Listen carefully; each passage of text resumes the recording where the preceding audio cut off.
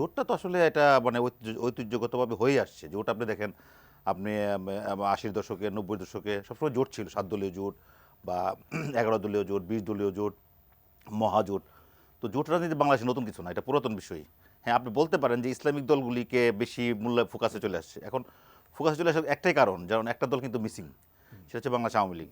তো আওয়ামী লীগ মিছিল হওয়ার কারণে মাঠ কিন্তু ফাঁকা, কারণ পক্ষ তো দুটো লাগে। বিএনপি অনেক বড় দল, তারপরে ছিল একটা দল ছিল আওয়ামী লীগ, যেটা এখন মানে অস্তিত্বহীন পড়েছে, এখন আমাদের ফোকাসে নাই। তো নাই মানে তাহলে মাঠ ফাঁকা। এখন বাকি আছে কে? জামাত ইসলাম বা অন্যান্য ইসলামী দলগুলো। এখন সভাপতি প্রশ্ন আসে, তাহলে আমরা যদি ধরেই নিই তর্কের খাতিরে যে, বা যুক্তি দিয়ে ধরে নিই যারা বিএনপি পাওয়ার পার্টি বা পাওয়ারে আসবে, তাহলে একটা বিরোধী দল লাগবে। এখন বিরোধী দল করতে গেলে তো তাহলে কারা হবে বিরোধী দল?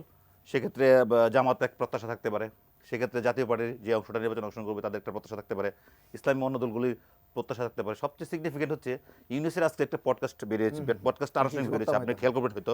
উনি বলেছেন যে উনি কিন্তু জানতেন যে এরা দল গঠন করবে। আমরা কিন্তু মানে উনি জেনে শুনে কিন্তু এই সরকার এসেছেন এবং আমরা জানতেন যে দল গঠন করবে। এখন দল যে গঠন করবে আমরা কিন্তু জানতাম না, আমরা পাবলিকরা কিন্তু জানতাম যে আমরা জানতাম যে ওনারা ক্ষমতা এসেছে, ওনারা রাজনৈতিক দলগুলির সাথে আলোচনা করে একটা সুন্দর সময়ে সংস্কার করে একটা নির্বাচন দিয়ে চলে যাবে। কিন্তু ওনারা যে দল গঠন করতেই পারে, এটা তাদের অধিকার, কিন্তু এটা গোপন রাখা হয়েছে এতদিন। তার মানে তাদের এখন যে কার্যক্রম হচ্ছে, তো বিএনপিকে একেবারে মানে নীরব থাকার কোনো সুযোগ নাই। সানবিট সব দিবে সামাল। সানবিট ম্যাজিক প্রেস ডিশওয়াশিং এর মাথা ঘোরানো সলিউশন। ধরেন উনি যদি পাওয়ার থেকে দল গঠন করতে চায়, সেই জিনিসটা আসলে আমরা এখন ক্লিয়ার হচ্ছে যে কেন প্রশাসন বা বিভিন্ন জায়গায় বিএনপির যে অপপ্রচার হচ্ছে, ইয়েতে মানে সম্মিলিতভাবে একটা অপপ্রচার হচ্ছে। বিএনপি এক পক্ষে দেখবেন, খেয়াল করে দেখবেন, এক পক্ষে বিএনপি, বাকি সব এক পক্ষে। ওদেরকে আবার ধরেন ধরেন আওয়ামী লীগের যে গ্রুপটা ছিল, এরা তো এখন লুকায় আছে পিছন দিয়ে আপনার ফেসবুক, টুইটার বা সামাজিক যোগাযোগ মাধ্যমে এই বদনামগুলো ছড়াচ্ছে। আপনি ধরেন, আমি বিএনপির সব বিষয় ভালো বলবো না, ঠিক আছে, কিন্তু এত বড় একটা দল, যে দলটার ওয়ার্ড ইউনিট কমিটি আছে সাগরের মতো, ধরেন জামাতের যদি থাকে হলো 10 লাখ, বিএনপির আছে 5 কোটি, সাপোজ ব্যবধান তো এরকমই বা ভোটের হারে, তাহলে 5 কোটিতে যদি 50টা হয়, তাহলে 10 লাখে একটা অপরাধ হবে। কিন্তু ওই যে ওই হারাহারি না গিয়ে, কারণ হচ্ছে যে ফোকাস করা হচ্ছে যে এই বিএনপি করছে সব। আরেকটা বিষয় আছে, আপনাকে বলি মজার বিষয়। তো বিএনপির শত্রু কিন্তু ধরেন হচ্ছে ঘরে বাইরে সব জায়গায়।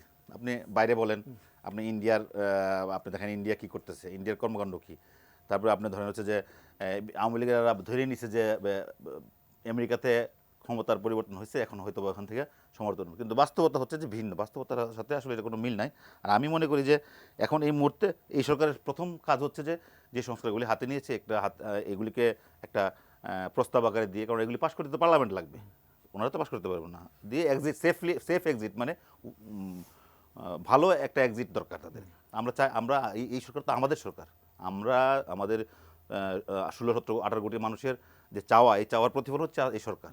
এই সরকারকে আসলে আমরা সুযোগ দিতে চাই। আমরা চাই যে এই সরকার ভালো কাজগুলি যেগুলি করুক, করে একটা সুন্দর ইলেকশন দিক, মানুষ তাদের ভোটাধিকার ফিরে পাক।